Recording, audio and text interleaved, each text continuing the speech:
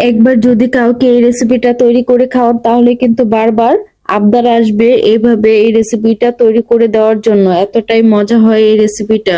তার জন্য কিন্তু আমি প্রথমেই চুলাতে একটা কড়াই বসিয়ে এর মধ্যে দিয়ে দিব 5টার মতো মিডিয়াম সাইজের পেঁয়াজ কুচি, আর দিয়ে দিব তেল, হালকা বাদামি করে ভেজে নিব।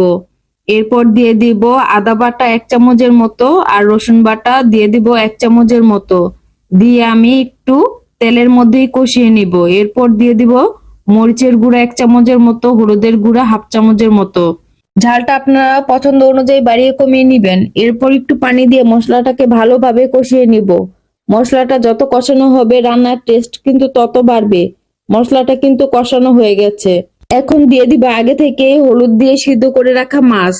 মাছটাকে আমি ভালোভাবে বেছে নিয়েছি। মাছটাকে দিয়ে ভালোভাবে মিশিয়ে নিব।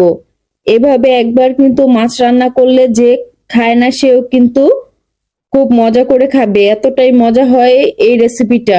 একটু পর পর নেড়ে দিতে হবে, না হলে কিন্তু নিচের দিক লেগে যাবে।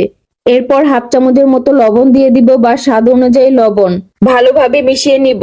এরপর দিয়ে দিব 3টা কাঁচামরিচ সেন্টের জন্য। ভালোভাবে নেড়ে মিশিয়ে নিতে হবে, না হলে কিন্তু নিচের দিকটা লেগে যাবে। একটু পর পর নাড়তে হবে। যতক্ষণ পর্যন্ত মাছের উপরে তেল না উঠে আসবে ততক্ষণ পর্যন্তই কিন্তু রান্না করতে হবে। এরপর দিয়ে দিব 3টা লেবু পাতা সেন্টের জন্য। এটা অপশনাল, হাতের কাছে থাকলে দিবেন, না থাকলে কিন্তু ধনিয়া পাতা দিলেও চলবে। এরপর দিয়ে দিব অল্প জিরে গুঁড়ো, দিয়ে ভালোভাবে মিশিয়ে নামিয়ে ফেলবো। তৈরি হয়ে গেল কিন্তু মজাদার মাছের ঘন্ট। আর এভাবে রান্না করে দিলে যে মাছ খায় না সেও কিন্তু খুব তৃপ্তি সহকারে খাবে। এতটাই মজা হয় এই রেসিপিটা। আর একবার খেলে কিন্তু বারবার খেতে ইচ্ছে করবে। একবার হলেও বাসায় ট্রাই করে দেখবেন, এতটাই মজা হয় এই রেসিপিটা। ধন্যবাদ সবাইকে, ভালো থাকবেন, আল্লাহ হাফেজ।